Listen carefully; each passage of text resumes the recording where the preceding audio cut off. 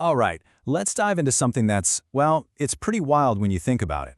How is it that a set of rules laid out 1400 years ago seems to line up almost perfectly with what our top scientists are just figuring out today?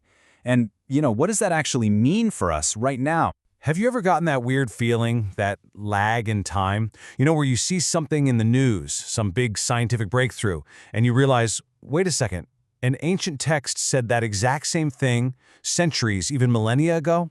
Just hold on to that thought. Okay, so that's exactly where we're going to start. We're talking about what some are calling a 1400-year head start. We're going to look at some specific rules from Islam that were put in place way, way before science ever came to the same conclusions. So look at this timeline. It's kind of incredible. You see these rules laid down back in the 7th century. And then, silence. For centuries, sometimes more than 1,000 years. And then modern science and economics finally catch up. And the crazy part is, this isn't just a one-time thing. It's a pattern. Okay, let's get specific. Example number 1, alcohol. Banned in the Quran in the 7th century. Now, fast forward all the way to 1988. That's over 1,300 years later. That's when the World Health Organization finally classified alcohol as a Group 1 carcinogen. You know what else is in that group? Asbestos, tobacco, the worst of the worst. And today, we know it's linked to more than 3 million deaths every single year. And it's not just alcohol. Take gambling, outlawed completely. Then, centuries later, in the 1700s, you've got big-shot economists like Adam Smith writing about how it just destroys wealth, it doesn't create it. And now? Well, now we have stacks and stacks of studies showing the direct line from gambling to crime to depression to families falling apart. And the pattern just keeps going. Pork. The rule against it is ancient, but the science, the part where we actually figured out why it could be dangerous, like discovering the parasite trichinosis, that didn't happen until the 1800s, thanks to guys like James Paget and Rudolf Virchow. Again, you've got this huge glaring gap in time. So what are we supposed to think here? Is this really just one giant centuries-long coincidence after another? Or are these clues pointing to something much, much bigger? Something that's not just about what you should or shouldn't eat and drink? And yet that's exactly where this is heading, because this isn't about some ancient list of health tips. The argument here is that these principles are actually a direct challenge, a systemic challenge to some of the biggest and most powerful industries on the entire planet. Just think about the scale for a second. Let's start with alcohol. If everyone followed this one principle, the entire global alcohol industry, worth over $1 trillion, would just disappear. We're not talking about a company going bankrupt. We're talking about an entire economic superpower being wiped off the map. Okay, now let's stack gambling on top of that. That's another $500 billion. Poof, gone. So just between those two, you're talking about $1.5 trillion of economic activity just vanishing.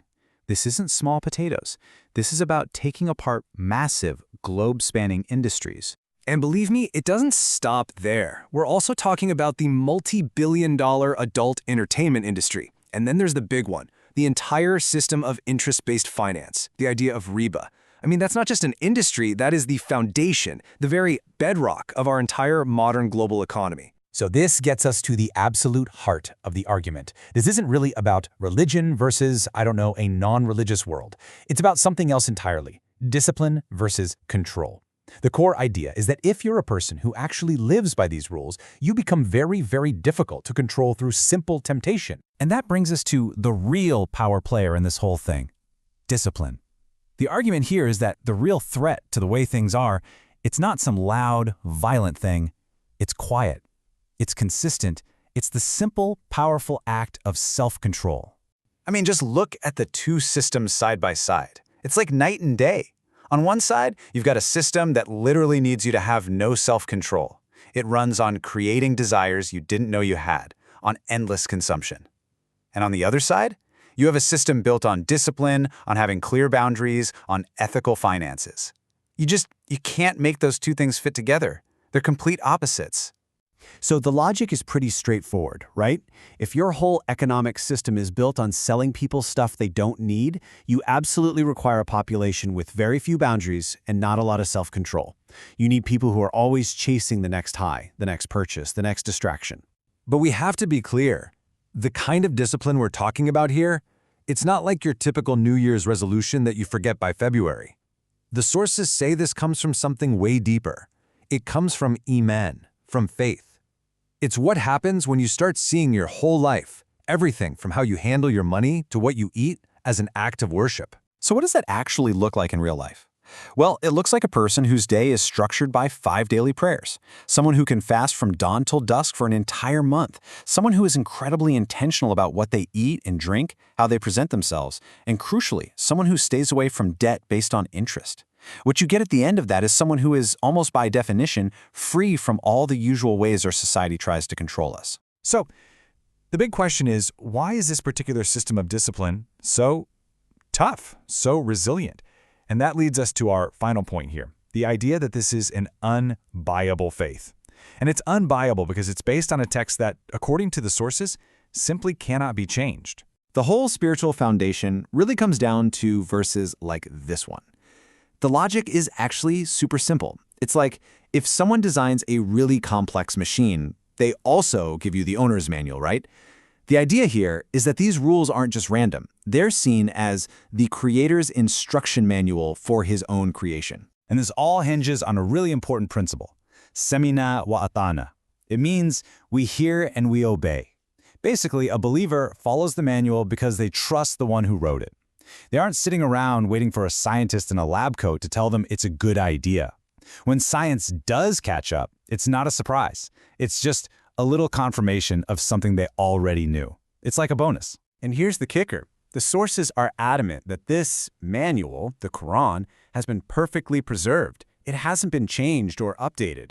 And that makes it totally different. You can't just edit a chapter or tweak a rule to make it more convenient for the government or the big corporations. The principles are locked in. They're fixed. And that brings us to the final, powerful conclusion presented in the source material.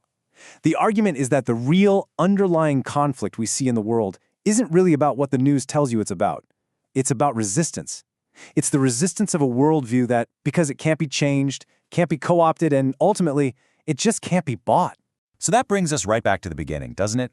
All those bizarre time lags, the massive economic stakes, this incredible power of discipline. Is it really all just one massive 1,400-year-long coincidence? Or could it be a sign of something else? A sign of a complete, coherent system designed with a wisdom that we're only now, with all our modern science, just starting to glimpse? That's the real question, isn't it?